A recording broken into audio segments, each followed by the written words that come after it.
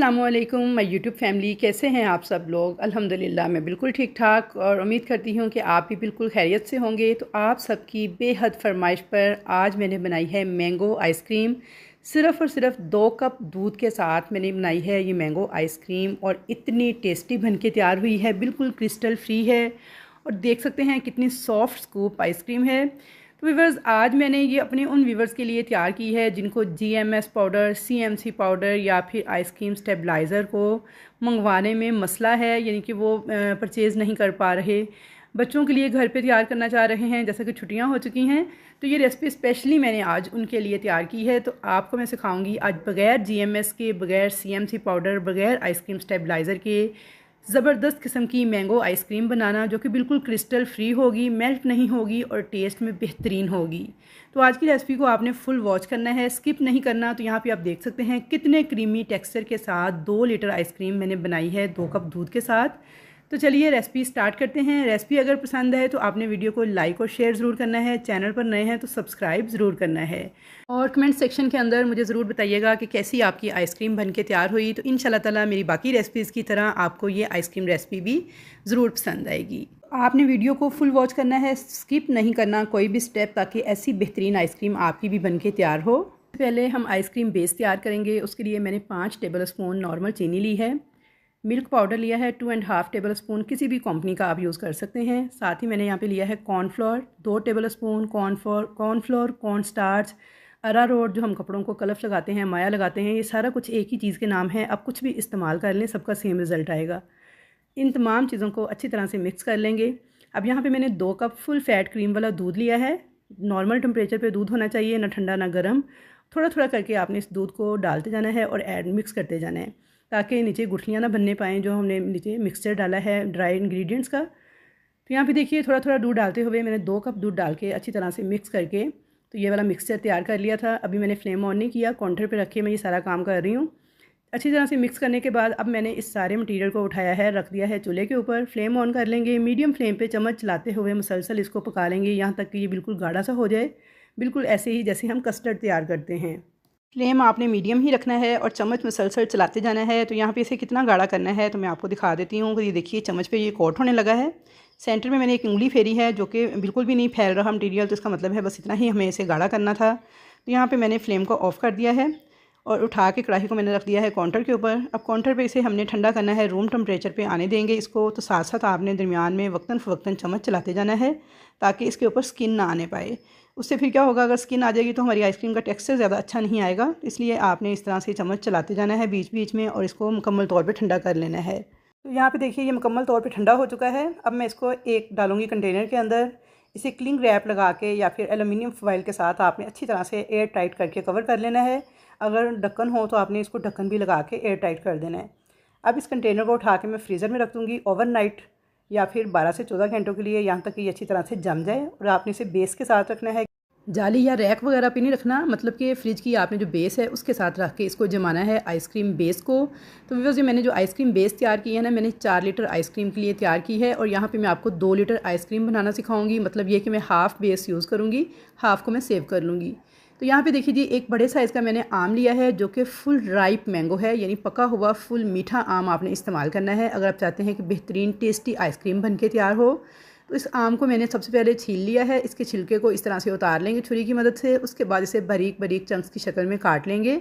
अब इसको काटने के बाद मैंने 2 हिस्सों में डिवाइड कर लिया था। थोड़े से मैंने इसमें से चंक्स जो हैं बिल्कुल बारीक काटे हैं। इसे हम आइसक्रीम के अंदर इस्तेमाल करेंगे ताकि मैंगो का एक ज़बरदस्त किस्म का फ्लेवर जो है वो हमारी आइसक्रीम में आए।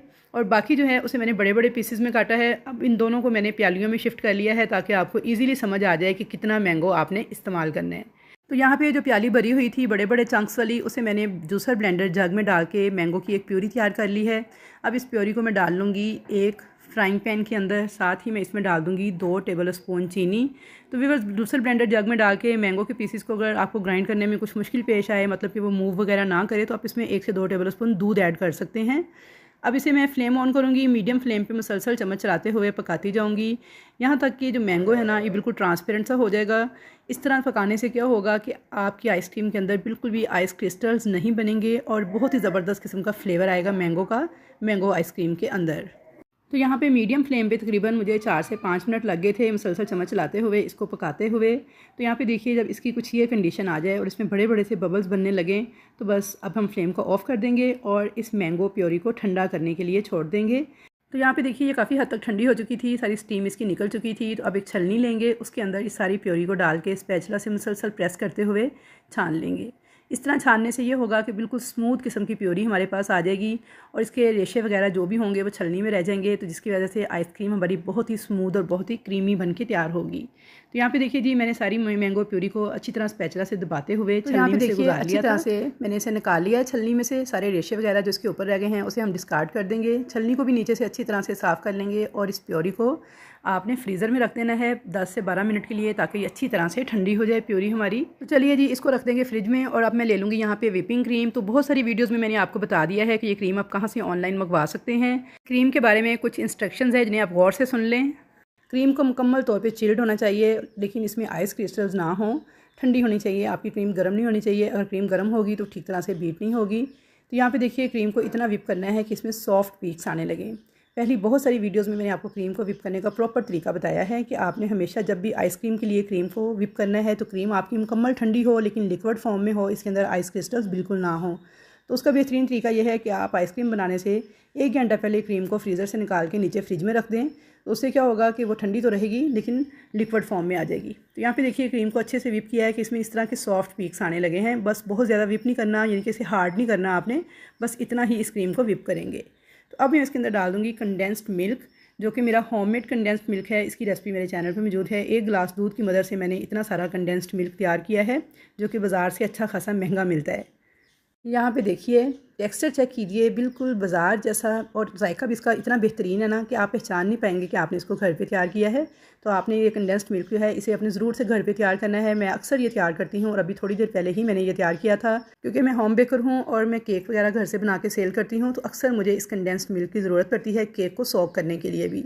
तो बहुत ही बेहतरीन टेस्ट आता है इस कंडेंस्ड मिल्क का। तो आप लोगों ने ज़रूर से मेरी इस रेसिपी को ट्राई करके देखना है, तो बेहद शानदार बन के तैयार होती है। यहाँ पे आप इसकी थिकनेस चेक कर लें, इसकी कंसिस्टेंसी चेक कर लें। बाज़ार से किसी तरह भी ये कम नहीं होता, बल्कि कोई भी पहचान नहीं पाएगा कि आपने बाज़ार का कंडेंस्ड मिल्क यूज़ किया है या घर का। इतना बेहतरीन बन के तैयार होता है। तो यहाँ पे देखिए जी मैंने तकरीबन 4 टेबल स्पून के बराबर कंडेंस्ड मिल्क डाल दिया है क्रीम के अंदर। अब यहाँ पे आइसक्रीम बेस जो कि मैंने फ्रीज़ होने के लिए रख दी थी रात भर के लिए, तो अगले दिन सुबह में मैं ये वीडियो शूट कर रही हूँ। यहाँ पे आइसक्रीम बेस को मैंने फ्रीज़र से निकाल लिया है, ये जम चुकी है। अब मैंने इसको सेंटर से 2 हिस्सों में तकसीम कर लिया है, क्योंकि ये मेरे पास तकरीबन 4 लीटर आइसक्रीम की बेस थी। तो मैंने सिर्फ यहाँ पे 2 लीटर आइसक्रीम तैयार करनी है, तो इसलिए मैं हाफ़ बेस यूज़ करूँगी। इस हाफ़ बेस को इस तरह से तोड़ के तो मैं ऐड कर दूँगी इस क्रीम के अंदर। हाफ़ टी स्पून के बराबर मैंने वनीला एसेंस डाल दिया है। अब मैं इसको विप करूँगी क्रीम को इस आइसक्रीम बेस के साथ बीटर चलाते हुए, इतना कि ये जो आइसक्रीम बेस हमने तैयार की थी ना, ये बिल्कुल क्रीम के साथ ही मर्ज हो जाए, अच्छी तरह से मिक्स हो जाए, और जो हमने इसके अंदर कंडेंस्ड मिल्क डाला है वो भी अच्छी तरह से क्रीम के साथ मिक्स हो जाए। तो ये आइसक्रीम बेस जो है ना, ये जमने के बावजूद भी इतनी सख्त पत्थर की तरह नहीं होती, बल्कि थोड़ी सॉफ्ट ही रहती है और बड़ी आसानी से क्रीम के साथ मिक्स हो जाती है। यहाँ पे देखिए मैंने 2 से 3 मिनट बीटर को हाई स्पीड पे चलाते हुए क्रीम के साथ आइसक्रीम बेस को बीट कर लिया है।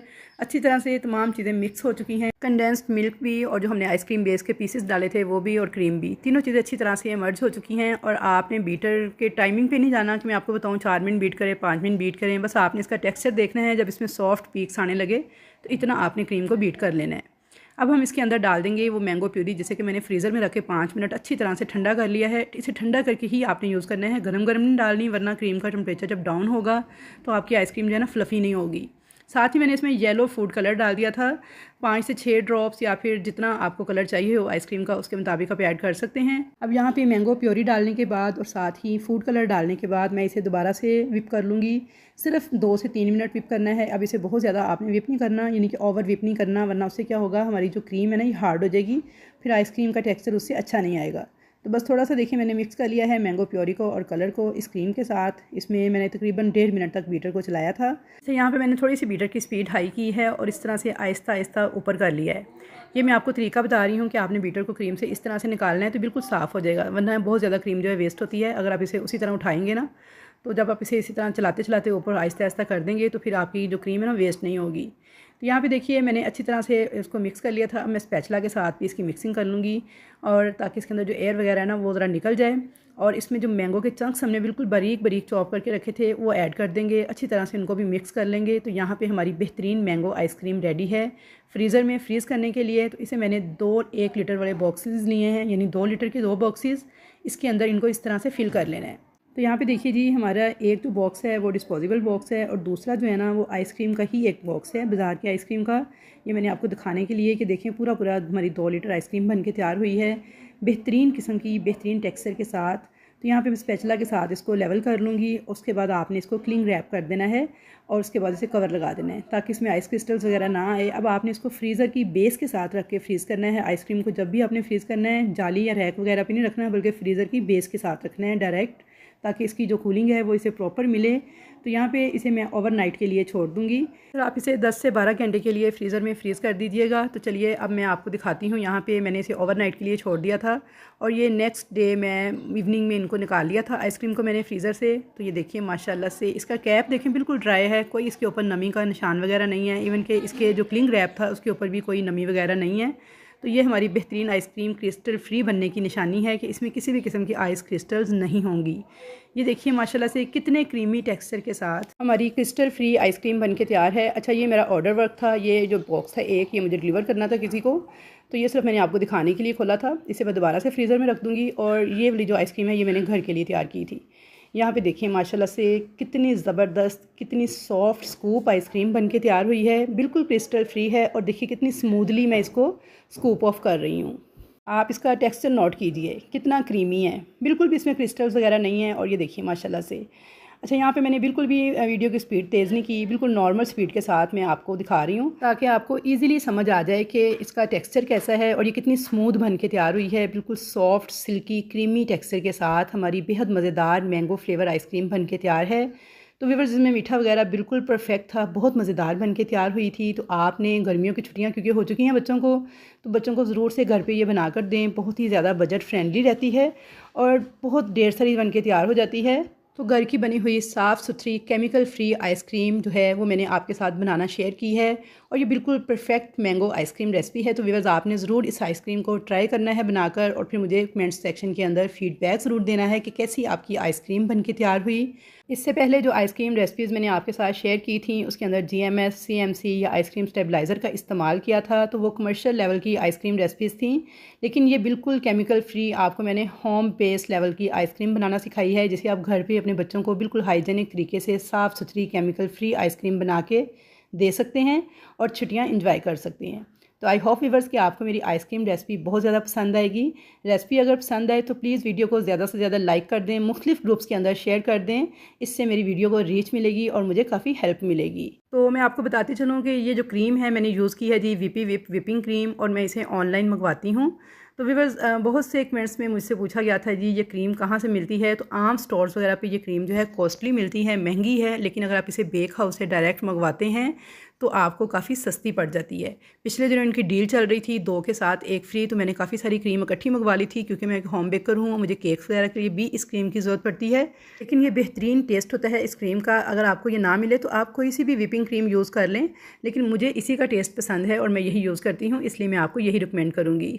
तो यहाँ पे थोड़े से पिस्ते जो हैं काट के मैंने आइसक्रीम को गार्निश कर लिया था। तो अब मैं आपको इसका टेक्सचर चेक करवा दूँ। तो ये देखिए माशाल्लाह से कितनी सॉफ्ट और कितनी क्रीमी टेक्सचर के साथ बन के तैयार हुई है। ये देखिए माशाल्लाह से, और बिल्कुल भी मेल्ट नहीं होगी, क्योंकि इसके अंदर हमने जो आइसक्रीम बेस यूज़ की है ना वो इसको मेल्ट होने से बचाएगी।